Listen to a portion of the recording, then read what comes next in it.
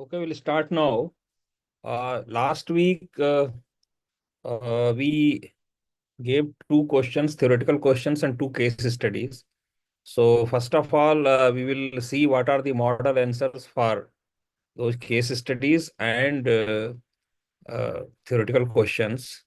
But before I start, I just want to tell that on my YouTube channel, I am posting daily one uh, question and model answer for that.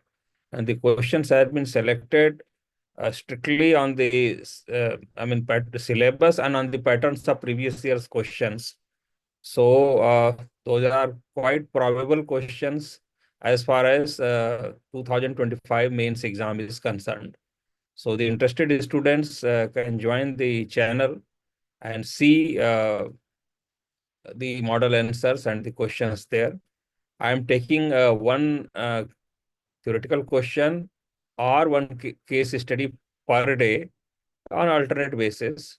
And my target is on the YouTube channel to cover about 200, total 200 uh, questions. Out of that, 100 will be case studies and 100 will be uh, theoretical questions. This I just want to tell all the viewers. So if they are interested, they can join the YouTube channel and see the model answers available there. So now we'll start with the model answers for last week questions, and uh, we will see what was the question and how it has gone through. I think sharing is not on, so I request the admin other side, please switch on this sharing so that I can share the document. Okay, now we'll share the document and proceed. The last week's questions were like this. First, uh, what is meant by structure of attitude?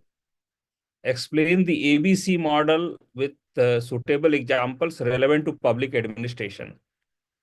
Now, the model answer, as I have already discussed, how to write model answers for ethics paper or how to write good answers for ethics paper. I've already told we have to, basically be to the point, because usually the questions are 150 words question, and we have to use the ethical theories or the philosophers and their quotes, and then we have to also quote some live examples. Now, in some questions, we have to take the help of, some questions relate to psychology. So, uh, the modern psychologists whosoever have given those theories, that we have to quote. So, attitude is one of those chapters which more or less relates to psychology. So, that chapter also we are going to study today. But in this question, uh, now ABC model is asked, and ABC model is basically uh, given by Gordon Elport. So now the question, the answer starts like this. Uh, Attitude is a psychological tendency. So first we will define the attitude, and then we will explain what is structure of attitude, then what is ABC model, and then we'll give suitable examples relevant to public administration. So this is what we have to do in 150 words. So attitude is a psychological tendency to evaluate people, events, or ideas with some degree of favor or disfavor. So now, attitude can be favoring uh, some people or events or ideas, or it may be disfavor also.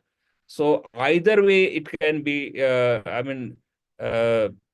attitude can impact or can uh, motivate the people or the to do.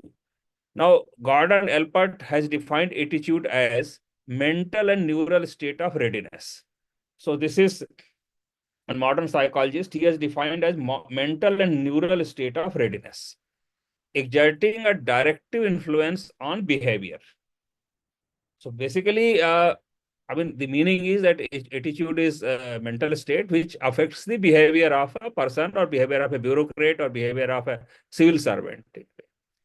Now, what is ABC model? So this is basically definition of attitude, and you might have heard I mean, positive attitude, negative attitude. So basically, if we uh, uh, I mean, usually if some problem or some issue comes up, and if you have positive attitude, you will respond in a different manner. If you have a negative attitude, you will respond in a different manner. So uh, usually it is said that positive attitude is desired or desirable in civil servants or in bureaucrats.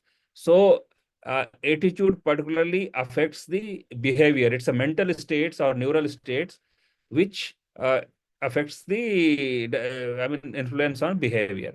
Now, what is ABC model? Let us see that. First, ABC, basically these are I mean, three A, B, C, and for which full form is basically short form is ABC model. So first is affective component. Now, affective component is emotional reaction to a stimulus.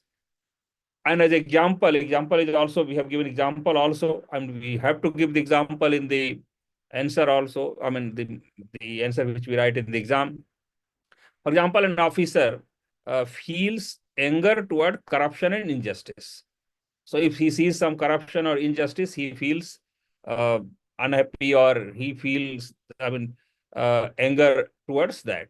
So this is affective component basically. Now, second is behavioral component from B. So A, B, C. So behavioral component is the predisposition to act. So the example will be the same officer refuses to participate in unethical practices. So this is another example of behavior basically. That he controls his behavior. He will say that he will not participate in corruption or injustice or unethical practices. Now, what is C? C is cognitive component. Now, cognitive component, the beliefs or knowledge about the issue. So, I mean, basically comprehension about the issue or knowledge about the issue. So, for example, believing that corruption undermines democracy and violates Article 14. So, this is the cognitive component, believing that corruption undermines democracy and violates Article 14. This is an example of cognitive component.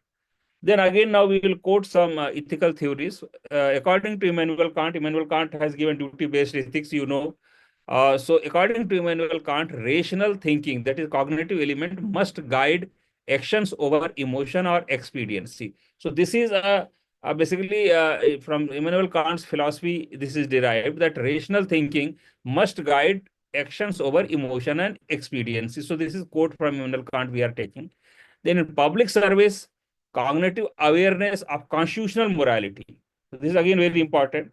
Constitutional morality, I mean, a public servant should be aware of constitutional morality, as emphasized by B.R. Ambedkar. So we are again referring B.R. Ambedkar, must prevail. Now, for instance, an officer may feel sympathy for a person violating rules, but must act objectively to uphold equity.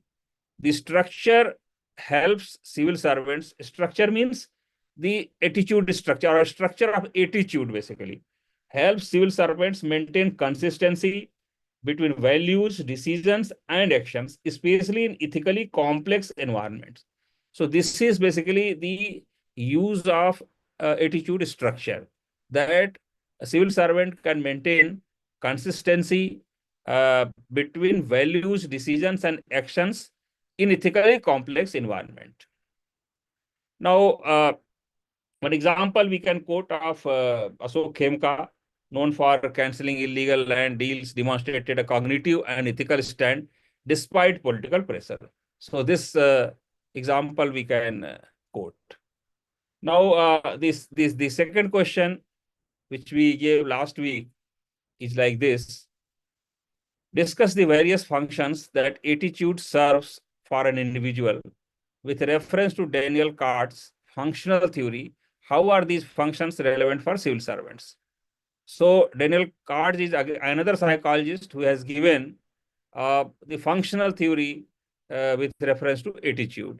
So here we have to, I mean, basically this question is directly referring the Daniel Cart's functional theory. So we have to describe that. And then we have to explain how are these functions relevant for civil servants. So Daniel Cart identified 4 psychological functions. He was again a modern psychologist who has given this functional theory. So he identified 4 psychological functions that attitudes serve. Now, first is knowledge function.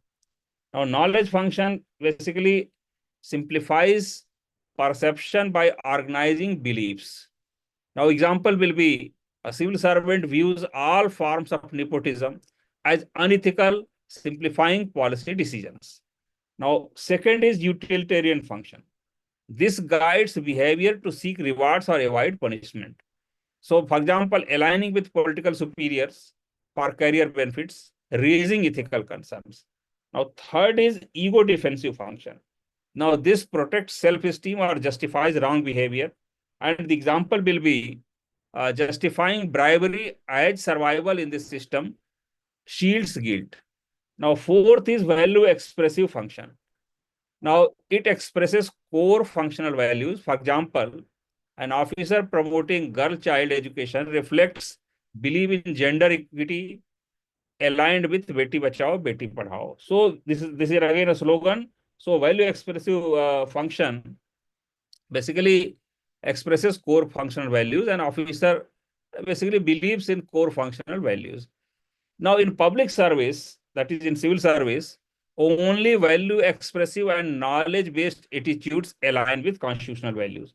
So now what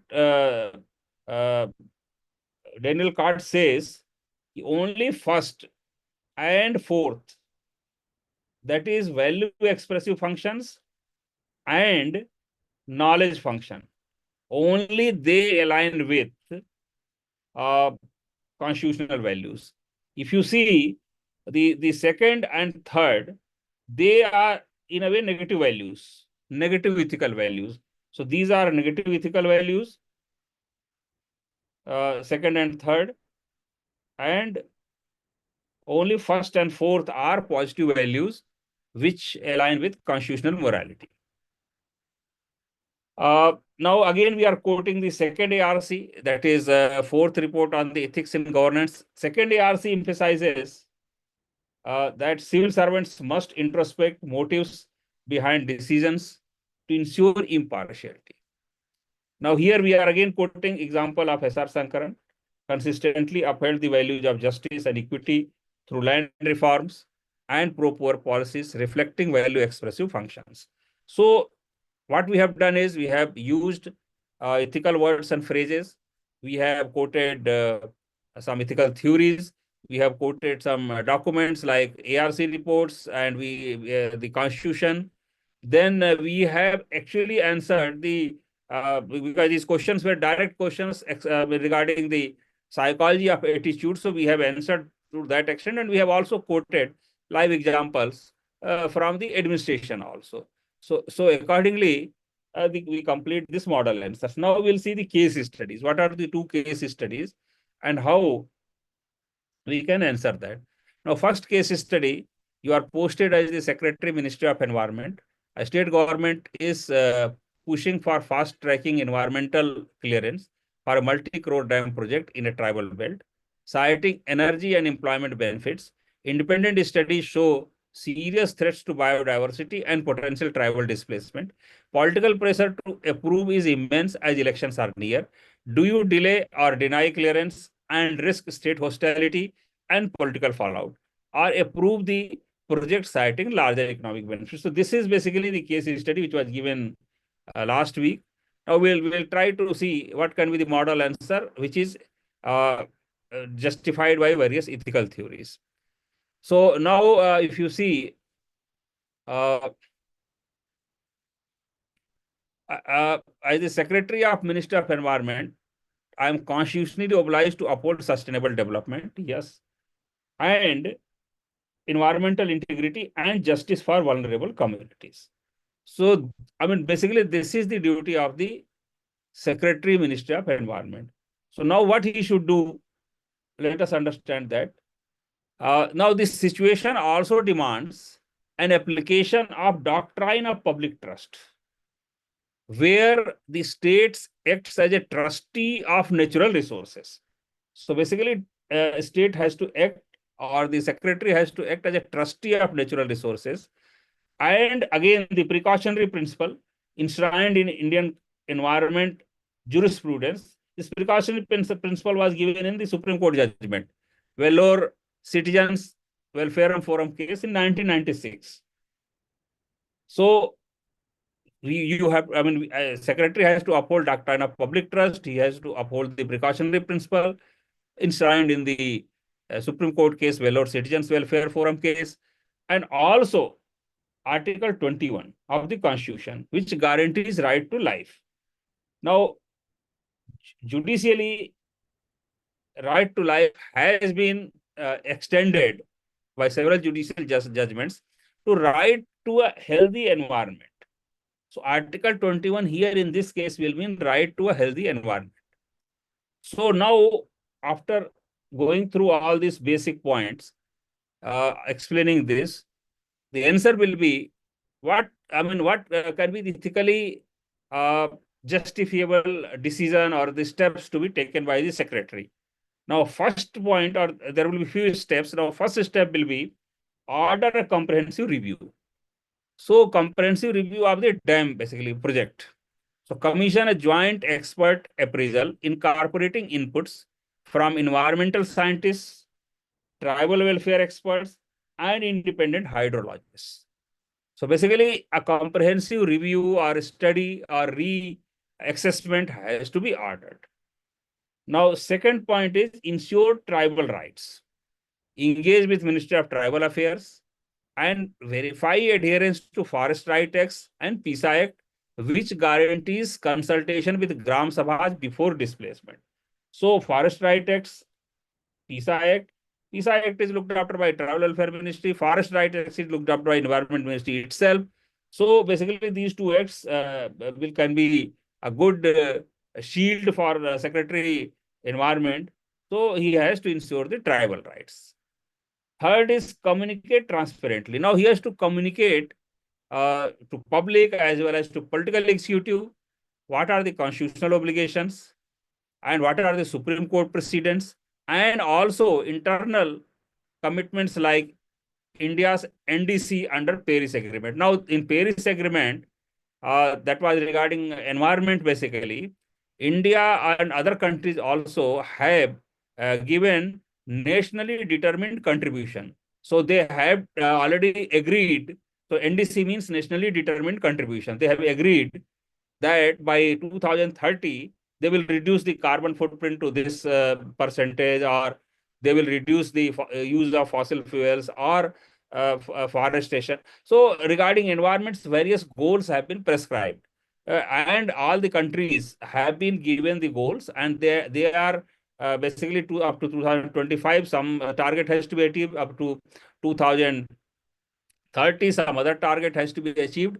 So there is a commitment, nationally determined commitment is there for India as far as Paris Agreement, that has to be fulfilled. So therefore, these things have to be told to political bosses as well as to public also, so that everybody knows what is the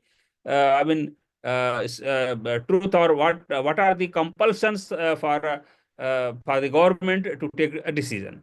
Now, fourth is propose alternatives. Now, suggest project redesign, phased implementation, or alternate renewable sources. For example, solar, hydro, hybrid, minimizing ecological damage. So some alternatives, because already here the study has been commissioned, order a comprehensive review. Now this review may come up with proposed alternatives. What can be other alternatives? This project, if it has to be done, some redesign has to be taken up, or phased implementation can be done, or some alternate energy sources can be searched, and this project can be made little smaller. Now, by delaying or conditioning approval, so either it can be delayed or approval can be conditional. I uphold the intergenerational equity. Now, intergenerational equity always comes whenever environment cases are there, because you have to look after the welfare of the future generations also. So that is called intergenerational equity. And environmental ethics also, it comes in every environment case, and tribal welfare, while remaining accountable to constitutional values and public interest. So all these, you see, the ethical terms, intergenerational equity, environment ethics, tribal welfare, constitutional values, public interest, all these, by using that, we have made this answer quite important. Now, as Gandhiji said, one quotation from Gandhiji, the earth provides enough to satisfy every man's needs, but not every man's greed. So this is quotation from Gandhiji, which can be given, I mean, in environmental cases as here and other places also, if you feel it appropriate. The Gandhiji said that earth provides enough to satisfy every man's need, but not every man's greed. Now, ethical governance must prioritize sustainability over short-term expediency. So this is the model answer as far as case study 1 is concerned. Now let us go to case study 2. As a senior IPS officer, now this is case study 2, I will read it. As a senior IPS officer, you write an opinion article in a reputed journal criticizing certain sections of a recently passed national law that, in your view, it violates fundamental rights. While your article is grounded in legal and ethical reasoning, it receives backlash for undermining government policy. Now, your department initiate disciplinary action for breach of service conduct. Should civil servants publicly express ethical concerns on policy matters, or should they maintain silence to uphold administrative neutrality?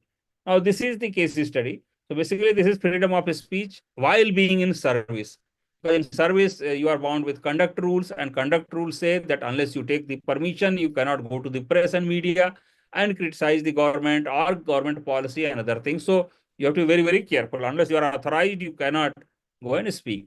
Now, let us try to frame the model answer for this case study. Now, as a senior IS officer, the adherence to all India service conduct rules is must. So you have, because if you don't adhere to that, you will, disciplinary action will start, you will be given memos, notices, and all those things will happen. So what the conduct rules say, neutrality, restraint, and institutional loyalty should be maintained. So neutrality, restraint, and institutional loyalty should be maintained. So this is first issue, that as per conduct rules, one has to be maintain institutional loyalty, neutrality, and restraint. But then as a conscientious public servant, equally bound to uphold constitutional morality and defend fundamental rights and promote justice in policy, even if it means raising concerns about existing law. So there is a conflict. On the one hand, there are conduct rules which say that you don't go to public, you have to maintain institutional loyalty. On the other hand, constitutional morality is there, that if some law or some action is violating fundamental rights, you can definitely raise the concerns about that. So now the problem here is, even though article is well reasoned and this thing, but since it violates the conduct rules, now there he has, I mean, the concerned officer has got a disciplinary action has been initiated against him. So basically, what kind of conflict here we are seeing? Legal positivism, that is obedience to service rules. This is called legal positivism, and ethical constructivism, that is duty to constitutional ideals. So on the other hand, there is a legal positivism, that you follow the service rules or conduct rules and don't go to press, don't maintain institutional loyalty. On the other hand, ethical constructivism is there, that you follow constitutional morality and you follow constitutional ideals. Now, what J.S. Mill says? J.S. Mill says defense of liberty and Raoul's conception of justice and fairness support moral engagement within institutions. So moral engagement within institutions and not outside. So now, after quoting Mill and Rawls, now let us see what can be the balanced, responsible approach to this problem. Now, first is, you have to, being in service, you have to respect the procedural discipline. So I would acknowledge that publishing critique without prior clearance may have breached service rules and offer to retract or revise the article if necessary. So that is means that the service, while you are in service, you have to follow the conduct rules. So if you want to go to press or something, you have to take prior clearance, and otherwise you are breaching service rules, so you have to retract back or revise the article if necessary. So this is first step has to be done. Now second is defend constitutional intention. Now constitutional intention is definitely uh, you have to, I mean, basically promote fundamental rights. You have to defend constitutional duty, I mean, fundamental duties. So now there is also Supreme Court case Puttaswamy case, that, and also second administrative reforms. Now all these, Article 51 of the Constitution, which is one of the fundamental duties, case Puttaswamy case, 2017 of Supreme Court, and second administrative reforms commission encourage ethical reasoning within the bureaucracy. Now here the important word is within the bureaucracy. Within the bureaucracy. Now third point is propose institutional reforms for ethical dissent. So since there are restraints, there are a lot of procedures involved. So as a civil servant, you may suggest creation of an internal mechanism like an ethics review board or whistleblower council to raise concerns about politicizing the service. So this can be done. Now, while administrative neutrality is essential, civil servants must not become passive functionaries, nor should they act as activists. The ideal lies in principled discretion. That is upholding law and institutional discipline while ensuring that governance remains just rights-based and constitutionally accountable. So this is important. Now, again, we are quoting John Rawls. John Rawls says, justice is fairness, and fairness often requires speaking truth within the system and not outside. So again, I'm repeating this, very important, because you have to speak the truth within the system and not outside. So you cannot simply go to the press and start complaining or start criticizing the government. You raise the your objection or raise the criticism within the system, within the bureaucracy, and then say, yes, this is violating the fundamental rights. So this is what John Rawls has said. B.R. Ambedkar, again, another Indian thinker and constitutional expert, has warned that institutions fail to uphold rights, conscience must intervene, but from within, with integrity, restraint, and institutional respect. So basically, the ultimate resolution is you have to respect the institutional mechanism, you have to respect the conduct rules, and within the system, within the bureaucracy, you have to raise the voice and tell, yes, this is wrong is happening, and therefore it should be corrected. So now this completes the last week's model answers for both theoretical questions as well as the this case studies. Now we'll try to see a second chapter of this uh,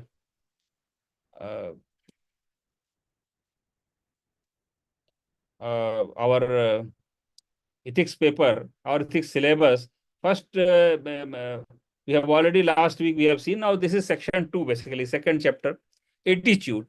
So some questions of attitude, based on attitude, we have already seen. Now let us understand what is given in brief in the chapter or in the topic of attitude. This is second topic of our syllabus, attitude. So we will now, today first topic we have already gone through last week.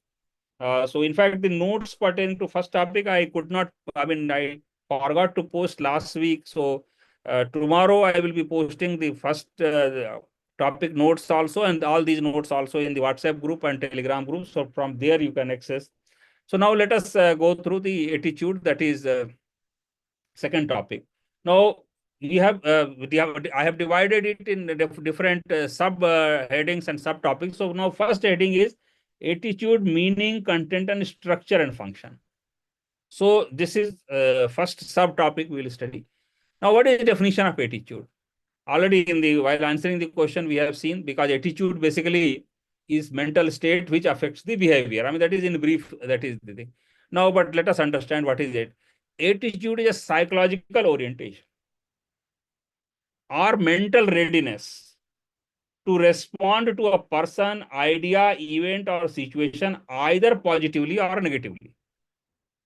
So either you will say yes or you will say no. So this is what attitude. It acts as a lens through which individuals perceive and interpret the world.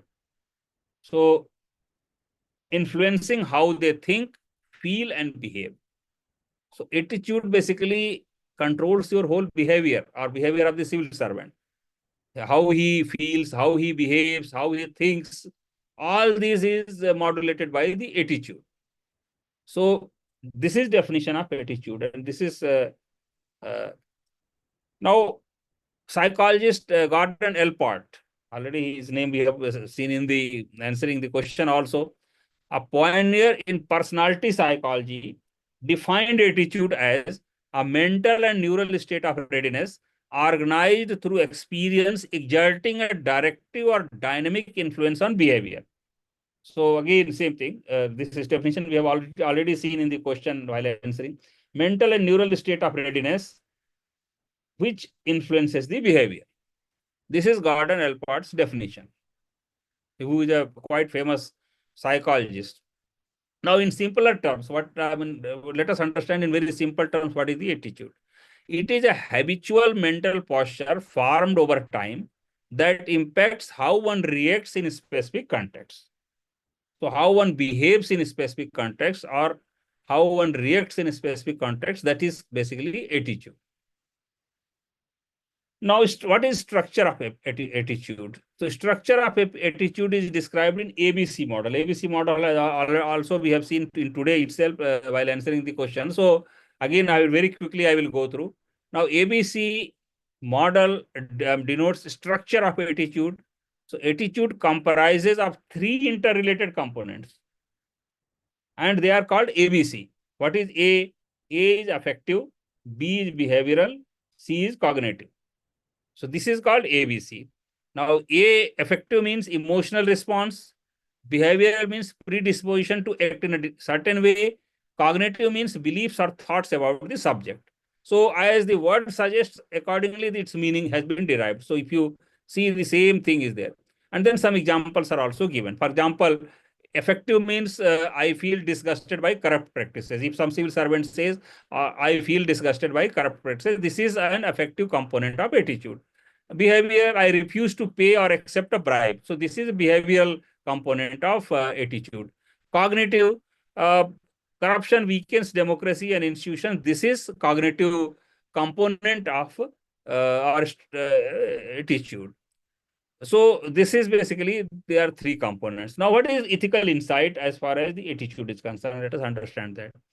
Now, in public administration, the cognitive component must prevail. So out of these three, the cognitive component must prevail. Actions should be guided by constitutional principles and rule of law, not just emotional reactions or peer behavior. So what is ethical insight on this structure of attitude? That cognitive component must prevail. So basically, you have to understand the subject well and then apply the constitutional and constitutional principles or rule of law, and it should not be only emotional reaction. So this is the ethical, you can say, implication of the structure of attitude. Now, what are functions of attitude? Let us see. Now, again, another psychologist, Daniel Karge. Now, he has given functional theory for functions of attitude. So, according to Daniel Karge, attitudes serve various psychological functions for individuals. And this also another question we have already discussed today, model answer. In that, we have discussed this also. So, I just want to again repeat that. This is very important, these two questions. I mean, these two psychologists also, Daniel Karge as well as this Gordon Elport. So Gordon Elport is a very important psychologist as far as attitude is concerned, and similarly, Daniel Karge also. Now, Daniel Karge has given function theory. And he says that attitude serves various psychological functions for individuals. And he has then listed four such functions. Now, four functions: first is knowledge function, second is utilitarian or instrumental function, third is ego defensive function, and fourth is value expressive function. So these four functions has been listed by Daniel Katz. Knowledge function says, basically helps in organizing and interpreting information. That seeing all forms of bribery as a categorically wrong implies moral reasoning. So this is knowledge function. Utilitarian or instrumental function is helps in achieving rewards or avoiding punishments. So, for example, supporting ruling parties to secure benefits. So basically, as I already told in while answering also, these two are negative functions basically. So positive functions are first and fourth, which we have already seen that. Again, I'm just explaining. So utilitarian is basically uh, uh, either acting with the for rewards or for avoiding punishment. So this is in a way not very good, because here the action is not as per the constitutional morality or as per ethical theories, but for the rewards or for avoiding the punishment. One is one bureaucrat or one civil servant is acting, which is a negative thing. Ego defensive again protects one's self-image or anxiety or guilt. So for protecting self-image or anxiety or guilt, one civil servant is acting. So this again is a negative thing. For example, justifying discrimination as a cultural tradition. So some discrimination is there, and you say, okay, this is a cultural tradition, and uh, you accept that. So this is again a negative thing, and this is ego defensive function. Now, fourth is value expressive function.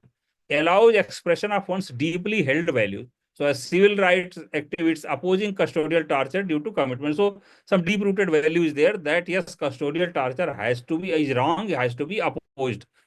So that kind of basically those functions which express or some values are coming out of some values. For example, you are against the custodial torture, or you are for the education of the girl child. So all these things are value expressive functions. Now, second subtopic which we are studying today, as far as the attitude is concerned, influence of attitude and thought on behavior. So now let us understand that. Now, attitude affects thought, and thought affects behavior. So this is basically chain, if you see. Attitude to thought, thought to behavior. So a chain is formed. Now, attitude shapes perception, which in turn influences thought process and guides behavior. So in public service, this is reflected in policy interpretation, stakeholder interaction, and ethical responses. Example, let us take an example. A bureaucrat with a compassionate attitude towards underprivileged will interpret welfare schemes inclusively and work proactively for effective implementation. So this is an example how attitude or affects thought and behavior chain, and how a proactive and compassionate behavior can affect a bureaucrat to be a very positive, to act with a very positive attitude. Now, what is cognitive dissonance? Now, this is again another psychologist, Leon Festinger. He has given the term cognitive dissonance, and he says that it occurs when a person's behavior conflicts with their values or beliefs, causing psychological discomfort. So, if I believe something and behavior is something different, so a psychological discomfort is caused. So, this is what Leon Festinger says, that when for a civil servant or for any person, he behaves differently and he believes in differently. So then psychological discomfort is caused.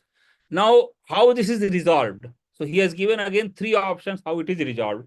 So individual may resolve it by either by changing the behavior, or by modifying their belief, or rationalizing the inconsistency. So either civil servant will change the behavior, or he will change his own values and beliefs, or he will rationalize. He will say, no, no, it's okay, and he will change neither behavior nor belief, and he will say, okay. For example, let us see example, a good example. A corrupt officer may feel guilt, but justifies it by saying everyone in the system is corrupt. So this is an example of psychological discomfort. Now, what is attitude behavior consistency? Let us understand that. And what are the key factors for attitude behavior consistency? First is personal relevance. The more central an attitude is to one's identity, the more likely it influences the behavior. So this is personal relevance. Then social pressure, fear of judgment or expectations from peers or society or seniors or uh, subordinates. This again is a problem, social pressure. Now, moral intensity, stronger moral issues generate more consistent behavior. So this is basically attitude behavior consistency. And for that, these are the key factors. Now, another last is habitual pattern. Now, repeated behaviors reinforce attitudes, both ethical or unethical. Now, these habitual patterns may be negative or positive. It may be ethical or unethical. This is also important.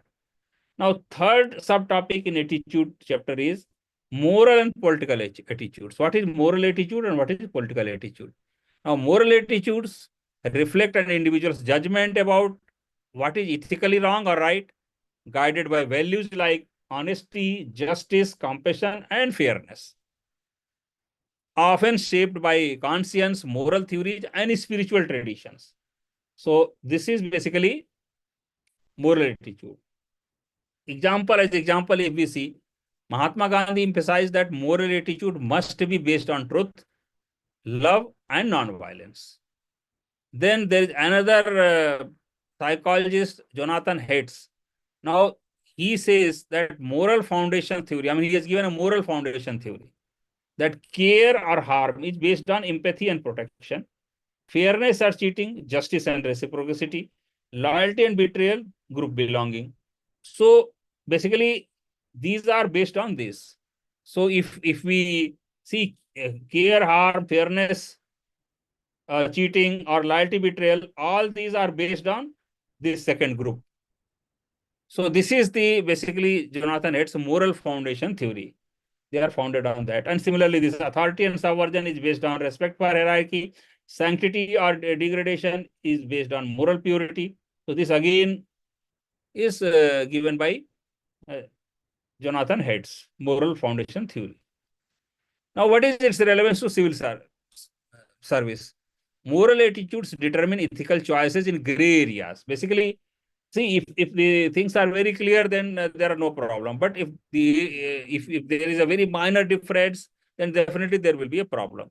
So then your attitude is determinant there, and particularly moral attitude is determinant. So moral attitudes determine ethical choices in gray areas, and particularly, for example, discretion in policy. If there is a discretion in policy implementation, then issue of attitude comes. If you have a positive attitude, or ethically sound attitude, you will decide something. If you have a negative attitude or ethically unsound attitude, then you will decide in different way. So this is moral attitude. Now, what is political attitude? Political attitude reflects opinions or predispositions toward political systems, leaders, policies, ideologies.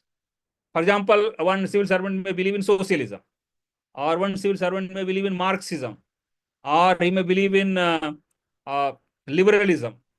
So this kind of basically opinions or predispositions towards political system form political attitude in a civil servant or in a bureaucrat. Now, it is formed through political socialization, family, education, and media also, and some other factors also. So these are just examples here. Now, it can be political attitude, can be, as I told, it can be progressive, it can be conservative, it can be authoritarian, it can be libertarian. So these are the various kinds or various varieties of political attitudes, which can be, which may be bureaucrats or even normal persons also. So basically, how it is relevant for UPSC ethics angle, let us see that. A civil servant may have personal political leanings, but must uphold constitutional neutrality in public service. So despite the fact he may believe in some other political theory, but he has to uphold the constitutional neutrality in public service. So this is what is relevant to civil servant. For example of an officer, you see, an officer who has conservative values must still support welfare policies for LGBT individuals as per constitutional rights, or uh, he may, I mean, basically, whatever, I mean, even if his personal beliefs or prejudices, he should keep aside and he should believe in what is the constitutional values, constitutional morality, in that what he has to believe. Now, fourth topic in this, or subtopic in this attitude is social influence and persuasion. Now, what is social influence and persuasion through attitude? Now, let us first understand social influence. The process by which individuals modify their attitudes or behaviors due to real or perceived pressures from others. So, this is called social influence. So, modification of the attitude. So, attitude is not only constant, it keeps on changing basically. So, the process by which individuals modify their attitudes or behaviors due to real or perceived pressure from others or society or from peer groups. So that is called social influence. Now, what are the types of social influence? Let us see that. One is conformity. That is adjusting the behavior to fit the group norms. So suppose some peer group is there and I am different, but then subsequently I start following whatever they are following. For example, officer joins an in unethical office culture to fit in and says that everybody does that. So this is called conformity, that I am conforming to the group's whatever values are there or whatever actions are there, I am conforming to that and leaving my own thinking or my own behavior or my own attitude. Now, second is compliance. Compliance means public agreement without private acceptance. That I comply, but I will not agree, which means following unethical orders to avoid conflict with superiors. So this is as example, following unethical orders to avoid conflict with superiors. This is compliance. Third is obedience. That is following orders from authority, right or wrong. If right order may be there, wrong order may be there, I will follow. For example, Milligram's experiment. Milligram is again a psychologist. Milgram. In experiment, it was found that obeying harmful orders under pressure is also very frequent for the civil servants or bureaucrats, because they obey. You know, somebody else has given the order, I have to obey. That's all. Then there is another psychologist, Solomon S. He has done experiment in 1951. The experiment showed that people tend to conform even when group consensus is clearly incorrect. So very few people actually go against the group values or group thinking or group pressure. So this is Solomon as experiment. Now let us see what is persuasion. Now persuasion is a deliberate effort to shape or change another's attitude using communication and logic or emotion. So in persuasion, we change or shape the attitude of others, either through some communication or logic or emotion. Now, what are factors affecting persuasion? Let us see that. Now, first is source credibility, that is expertise and trustworthiness. For example, you might have seen if PM or president or even district collector, they promote vaccination. So this is source credibility. So if some source is credible, the persuasion is easy. If let us say polio vaccine is first given by some authority or some uh, president, prime minister, or even Amitabh Bachchan has done. So all this gives source credibility. So people start believing, yes, it's good. So it's very useful. So I mean, that persuades the people basically. Now, second is message content. Now, if the message content is logical, giving statistics, emotional stories, then also people start believing. So that also persuades the people to believe. For example, Beti Bachao, Beti Padhao. these kind of slogans, which is given with some logic or statistics or emotional appeal. People start believing, and it's easy to persuade them. Third is audience characteristics. For example, educational, cultural background, pre-existing beliefs, etc. If they are there, it's easy to persuade. Fourth is medium of delivery. Now, if we talk face to face somebody, it's very easy to convince. If on television, social media posters, all these mediums also help in basically persuading the people or persuading the groups or even bureaucrats many times. Now, for example, as example, we will see Swachh Bharat Abhiyan. Most of you might have already studied that in other GS papers. So Swachh Bharat Abhiyan used emotional appeal, invoking Gandhiji, credibility endorsements. Many celebrities have endorsed that Swachh Bharat Abhiyan. So celebrity endorsement, then community participation for mass behavioral change. So all these have persuaded the people. Then elaboration likelihood model. This is again another model given by Petty and Casipo. So Petty and Casipo, again, they are two psychologists. They have given elaboration likelihood model. Now, what is that model? Let us see. Central root. First sub point is central root. Logical region-based persuasion. For example, courtroom arguments or ethics training. They persuade the people. It's easy to persuade. For example, courtroom arguments, it persuades the judges also. It persuades the other listeners also. So this is called central root as per Petty and Cassioppo. Then second is peripheral root. That is emotion-based cues. For example, catchy slogans, star powers, use of celebrities. So this is called peripheral root. So these two has been quoted by Petty and Cassioppo in elaboration likelihood model. These two are again psychologists which have quoted for persuasion. Now, administrative application and answer writing strategy. As far as attitude chapter is concerned, let us understand that. What are the things which we can include as far as questions pertaining to attitude is concerned? Now, a public servant's attitude determines ethical tone of governance. This is very important because one's attitude has to be positive, has to be ethical, particularly public servants, definitely. Otherwise, all programs will go haywire. Then Lavasana training includes attitude. It includes ethics as a whole, but in that attitude part is also very important. Attitude reorientation through ethical reasoning modules, community immersion, service value sessions. All these things are done there. Then policy programs are there. For example, Beti Bachao, Beti Padhao, Digital India, Jal Shakti Abhiyan. Then, as we have discussed, Swachh Bharat Abhiyan. So all these again have basically attitude issues. So all these can be quoted while answering attitude questions also. Now, what is answer writing tip as far as attitude questions are concerned? Explain ABC model. We have already done it. You have to quote wherever attitude questions are asked. Then explain functions using cards and apply real life dilemmas. Then use thinkers like Alport, Festinger, Hyatt, Petty, and Cassioppo. So all these thinkers, all these psychologists and thinkers, you have to quote wherever relevant.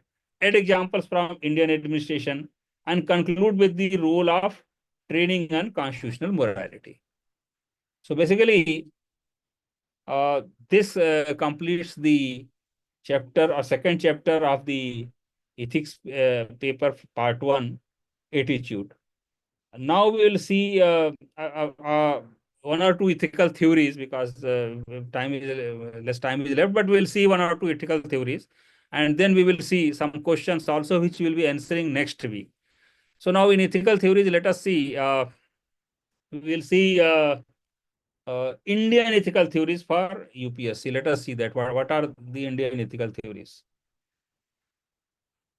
Because this also needs to be quoted quite frequently. And as I told earlier also, on the one hand, you have to quote Western theories, Western ethical theories, Western philosophers. On the other hand, you have to definitely quote the relevant Indian philosophers, Indian theories also, because the contextual quoting or Indian quotes will definitely going to fetch better marks. So please do that. Don't forget. So therefore, today let us study Indian ethical frameworks for ethics paper. Now, what is the core focus of Indian ethics environment or Indian ethics frameworks? See, India's this moral tradition is basically duty-based and value-oriented ethical frameworks, rooted in spiritual, philosophical, and cultural thought. So basically, it's duty-based and value-oriented. Now, what are the various, I mean, we'll see subsequently, but they emphasize, and these frameworks emphasize righteous action, that is dharma, compassion, self-discipline, and inner transformation. So these are the basic components of Indian ethical framework. This is very important. This we should quote depending on what kind of case study we are dealing with, what kinds of answers we are writing. So now let us see what are different kinds. Now first is Hindu ethical thought. Now in Hindu ethical thought, this is mainly dharma ethics. And the sources are Vedas, Upanishads, Mahabharata, particularly Bhagavad Gita. This is very important. Now, what is key concept of dharma ethics? Dharma, that is moral law that sustains the universe, society, and individuals. It says it is context sensitive and role based. If you have you are in some context or you have to play some role, you have to play. This is your dharma. This is your duty basically. So duty based, dharma based. Then again, swadharma is linked only. Dharma and swadharma are linked basically. So one's personal contextual duty. This is swadharma. It may be based on role, stage of life, circumstances, etc. And it differs from person to person. Then the most important is this niskam karma. This is from Bhagavad Gita. Acting without attachment to the fruits of action, emphasizing intention and righteousness over results. So if you remember, this niskam karma, I mean, directly it, corresponds with duty-based ethics of Immanuel Kant. That is called deontology. This we have already read earlier, but this is deontological ethics, deontology of Immanuel Kant, and this is almost parallel to niskam karma, acting without attachment to the fruits of action, emphasizing intention, righteousness over results. Bhagavad Gita, chapter 2, verse 47 says, you have right to work, but never to the fruit of work. So this is there. And now, what is its relevance to civil service? It promotes duty consciousness, integrity, and detachment and committed service to the nation. So these are the relevance of this Hindu ethical theories, particularly Bhagavad Gita, which is very important. Now let us see what is the second. Second is Buddhist ethics. Now Buddhist ethics is again ethics of compassion and mindfulness. The founder Gautam Buddha, texts are Dhammapada, Vinaya Pitaka, Sutta Pitaka. Now what are its core ethical practices? Let us see that. First thing, they have given eightfold path to achieve salvation or to liberation or to nirvana, they say. So this is eightfold path. What is eightfold path? This practical moral guide consisting of right view, right intention, right speech, right action, right livelihood, right effort, right mindfulness, and right concentration. So this is eightfold path given by Buddhism, and they say that this is the path to achieve nirvana.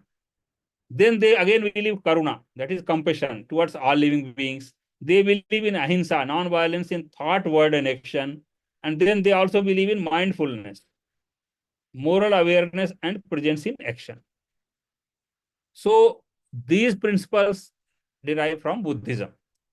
Example, we can say ethical vegetarianism. They call it ethical vegetarianism, ethical ahimsa, intellectual ahimsa, non-violent conflict resolution, and humane public policy, such as Ashoka's Dhamma-based administration.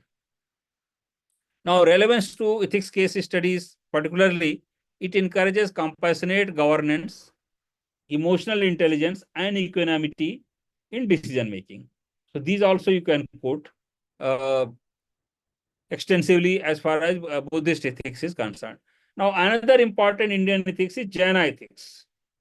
Now, Jain ethics says, or it's basically path of radical non-violence and discipline they have given.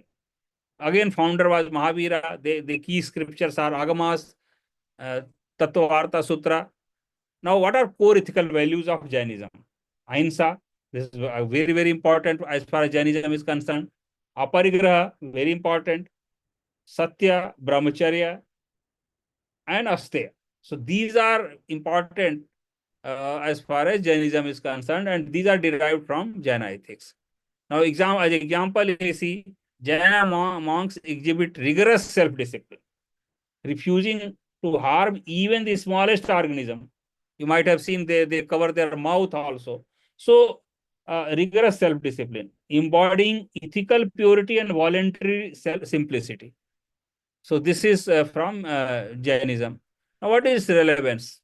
Basically, it inspires. Jaina ethics inspires minimalism, self-restraint, deep moral accountability, and handling power resources and public trust.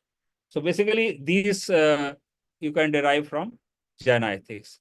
Now, if you compare, let us compare these three main ethical theories, Indian ethical theories.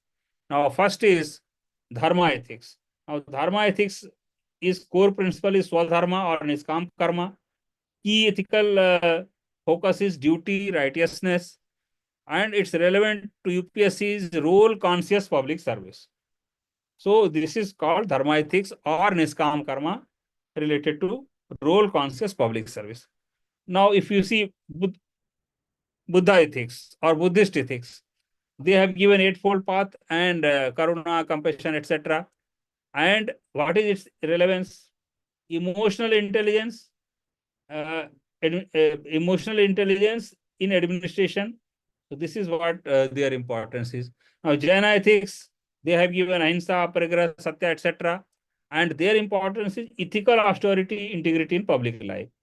So in conclusion, I mean, just to understand, I mean, these Indian-based ethics, whether it is Hindu-based ethics or Hindu or Jaina or Buddhism, they basically promote principled administration, and they nurture an inner compass rooted in duty, compassion, and self-restraint, which is essential for civil servant facing ethical dilemmas. So what I want to say, these can be extensively quoted in case theories wherever relevant, because along with Western theories, we need to quote these theories also. So, for example, combining contextual moral reasoning and cultural authenticity. Because if you quote for Indian case study, Indian theories, that will be culturally also authentic step, and it will be culturally also quite strong. So, contextual moral reasoning and uh, cultural authenticity. So, this also is very important. As I told, if you quote Indian theories, definitely you are going to, along with Western theories, you are going to fetch better marks. So this is our Indian ethical theories. Now we will see one more ethical theory, and then we will go for the questions. Now let us see virtue ethics.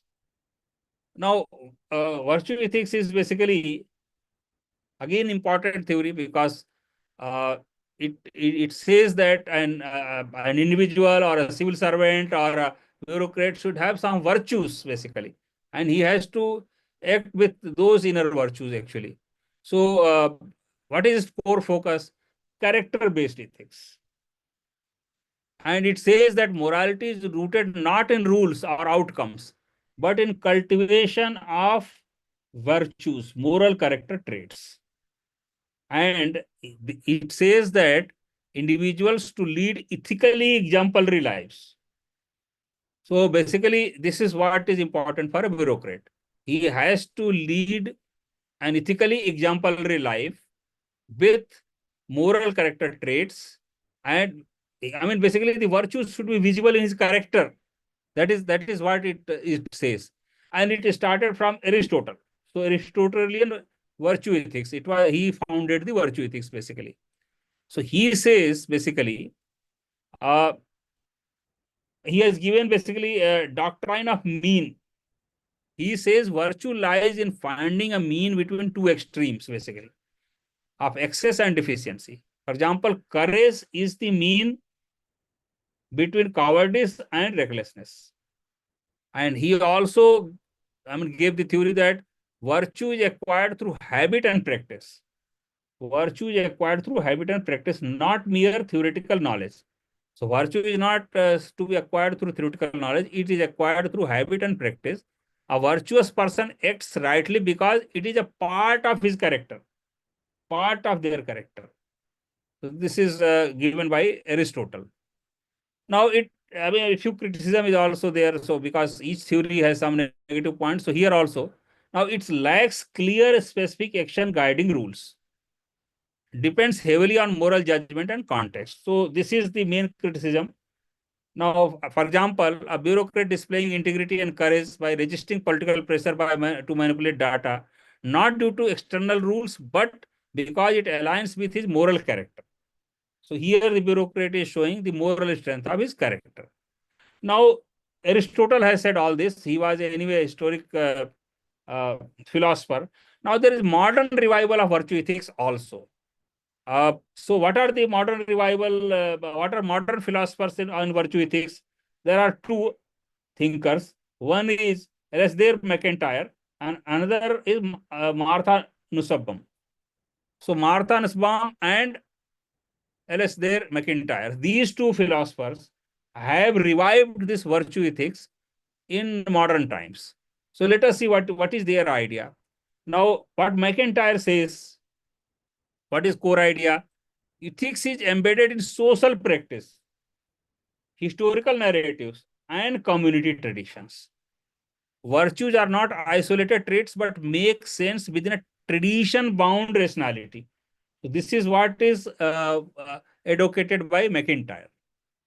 As example, a doctor's virtue, for example, compassion and honesty, derive their moral meaning from the practice of medicine as a healing vocation, not as abstract quality. So this is what MacIntyre has said. Now, what is key insight in that?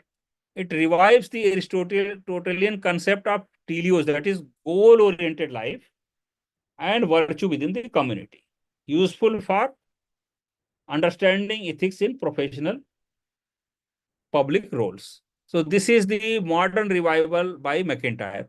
Now, what Martha says, let us understand that. Martha, again, she builds upon Aristotle, but shifts focus to global justice, human development, and rights-based ethics. So these are the focus by her. What are key contributions?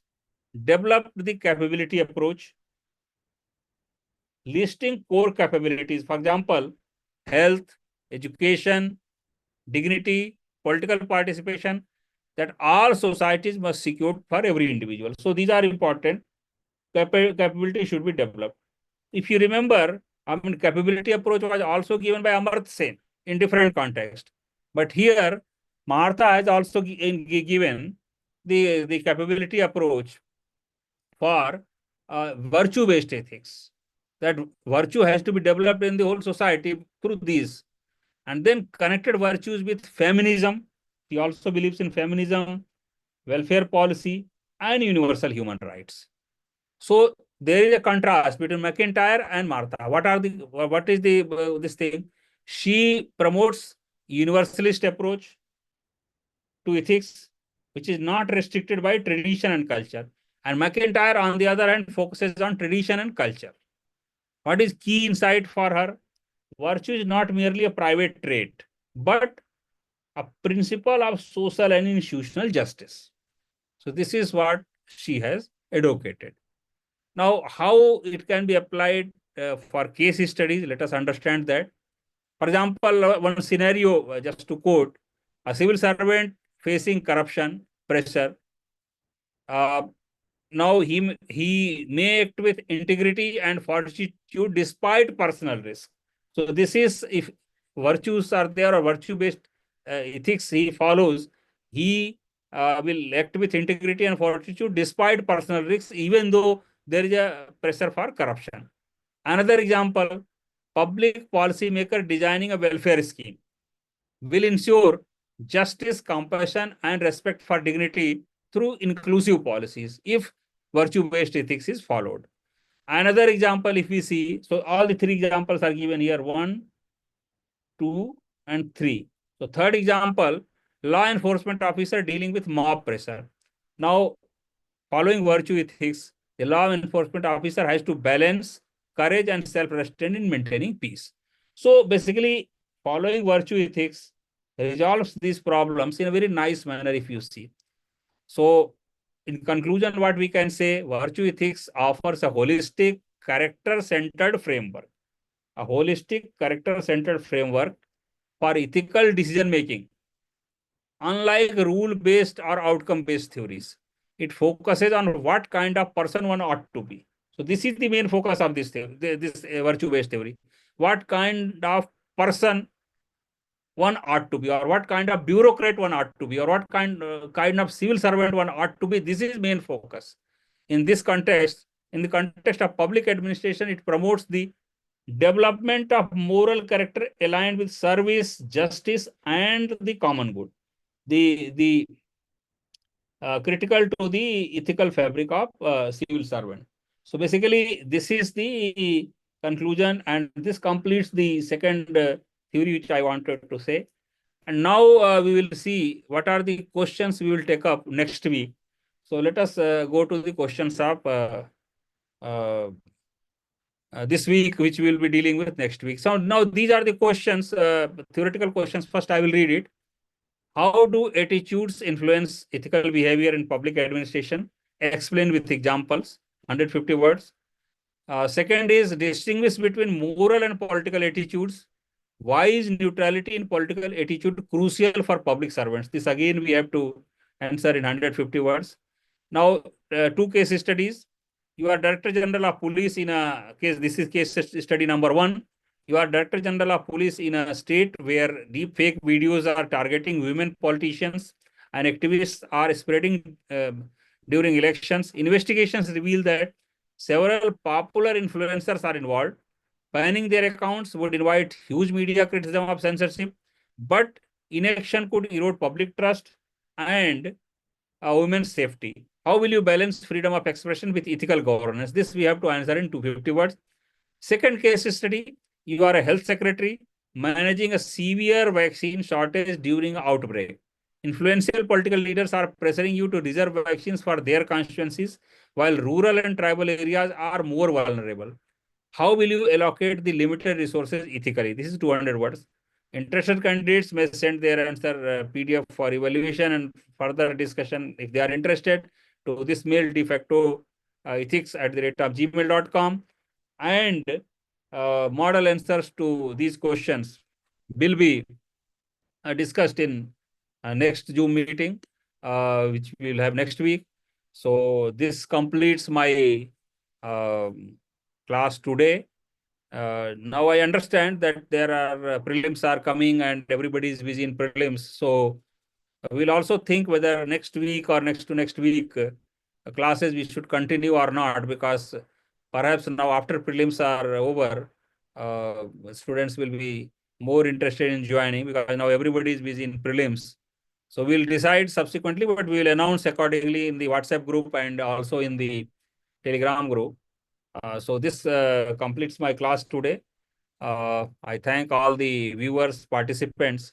Thank you one and all. We will meet again next week with the model answers and next topics and next chapters from UPSC ethics paper. Thank you one and all.